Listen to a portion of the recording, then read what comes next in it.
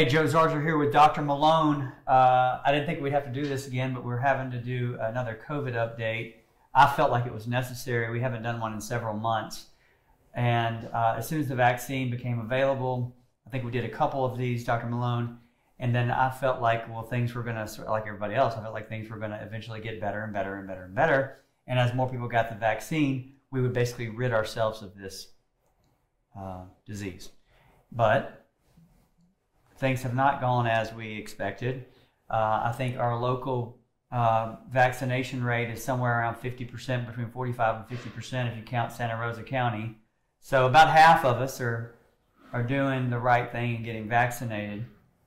But there's a significant, probably majority of people in this area between the ages of 12 and 40 who are not making the decision not to be vaccinated.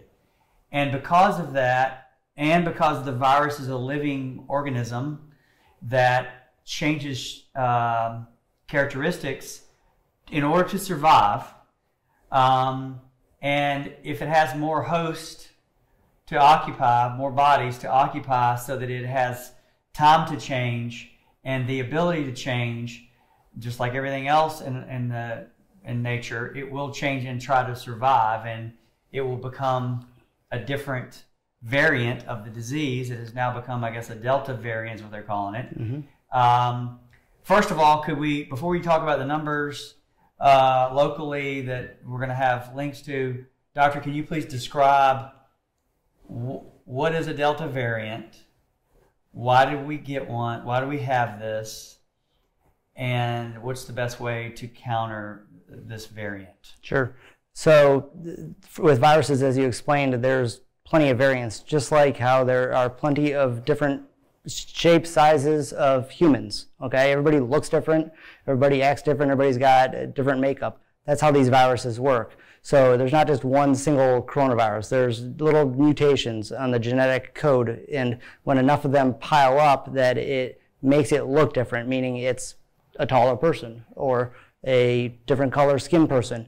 That's the little changes in the genetic code, and sometimes those changes are significant enough to allow the virus to infect you easier or to replicate easier. So it's like that spike protein can get into the cells better, your body receives it better, or in some instances any treatment or response by your body to this is not as effective as it was with what we'll say is the original version of the virus. So the Delta, they name these things alpha, beta, delta, gamma, lambda, and there are more than just alpha, beta, gamma, delta, okay? The list goes on, but the CDC and the World Health Organization classifies these variants as basically 3 levels. Like 1, we're just keeping an eye on it. 2, this is actually causing a problem and it's being transmitted in the community. And 3, if we get to this point, we are going to need to come up with a new way to treat this. It'll almost be like a new virus.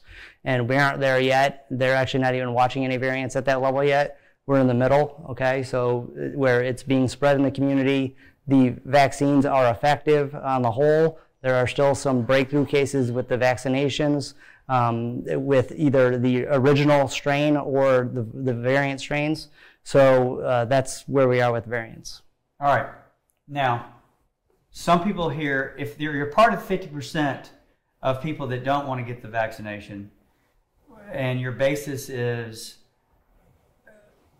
if I get it, the vaccination, I'm going to have side effects to the vaccination potentially, and then I'm going to have to get another vaccination later because we're not going to get rid of the Delta variant, and there's going to be another variant at some point. What do you say to those people?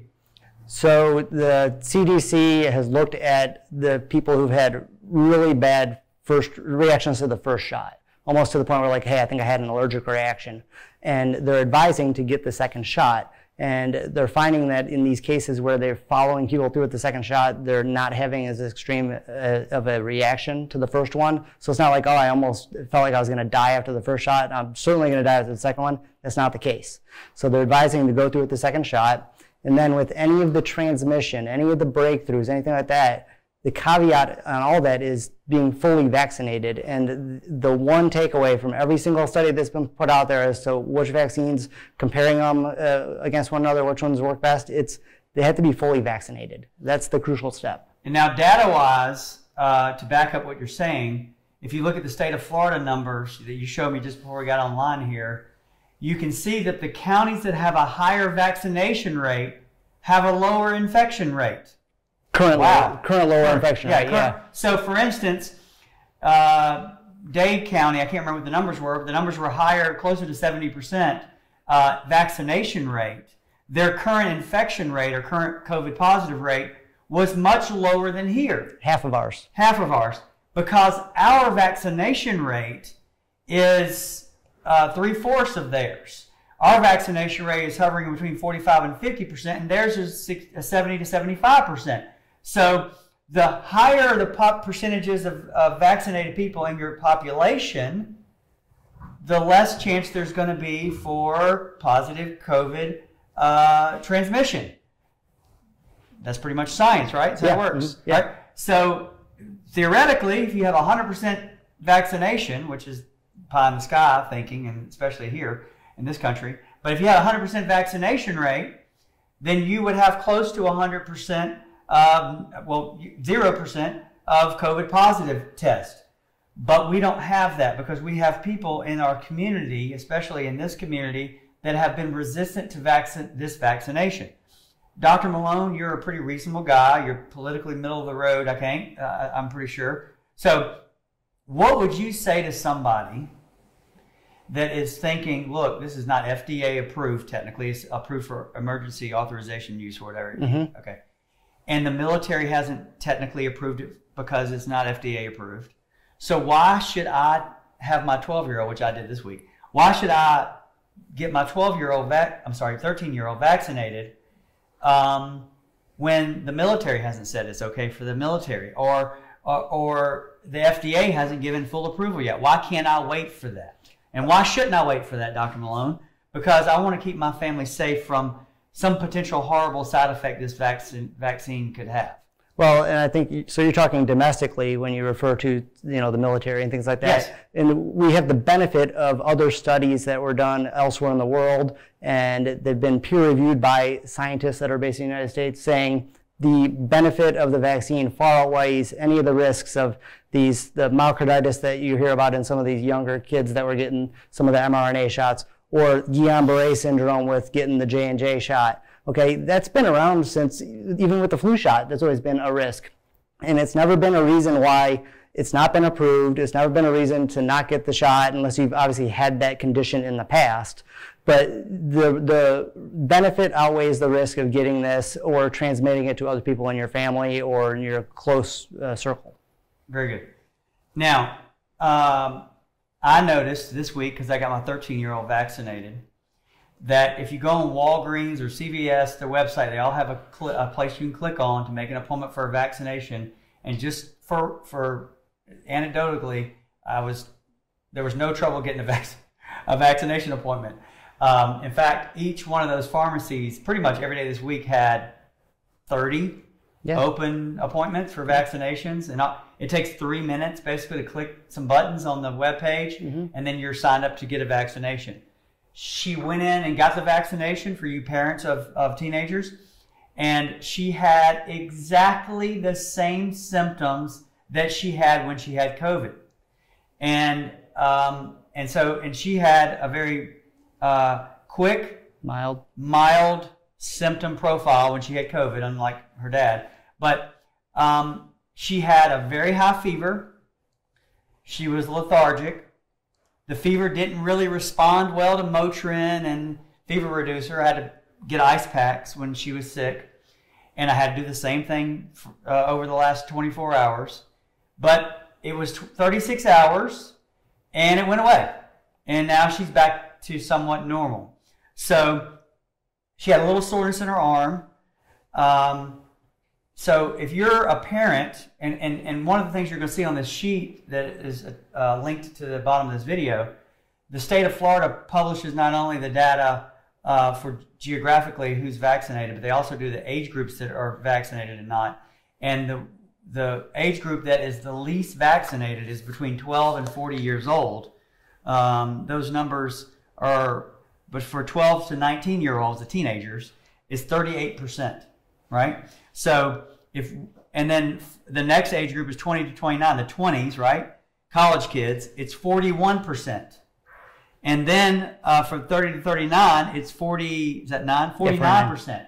So they're closer to what the average is for Escambia County, but all those numbers need to be 80%, right? So we need to encourage parents of teenagers, right, to get their kids vaccinated. Yep. The Pfizer vaccine, why is the Pfizer vaccine the only one that's been approved for teenagers? So the Moderna one applied for the approval as well last month, and I think it's just the slow grinding of the wheels as far as approval. So I don't think that there's a reason that I'm aware of that the Moderna vaccine would not be approved, other than just getting through the red tape. Well, and Pfizer's plenty available in town, so we encourage you to do that. And if you're over, what's the age group for what's the cutoff for the Moderna? 18 right now. So 18. So if you're 18 or above, and these other age groups I was talking about, you can get either Pfizer or Moderna. So what do you tell the person that wants to have the J&J shot? So the J&J numbers are better than not getting vaccinated. If you have an irrational fear of needles and it's I can only do one and that's it, then do the J&J for everybody's benefit, including your own. If you have the opportunity to say, I can come back for my second shot, I can tolerate 2 shots, I'm willing to put up with any kind of mild symptoms like you described with your daughter, then I'd say do the 2-shot series. The numbers, even back in December when these were being approved, were better, and the numbers now with looking at the possibility for breakthrough or variant coverage look pretty promising for the mRNA vaccines, both of them. Yep.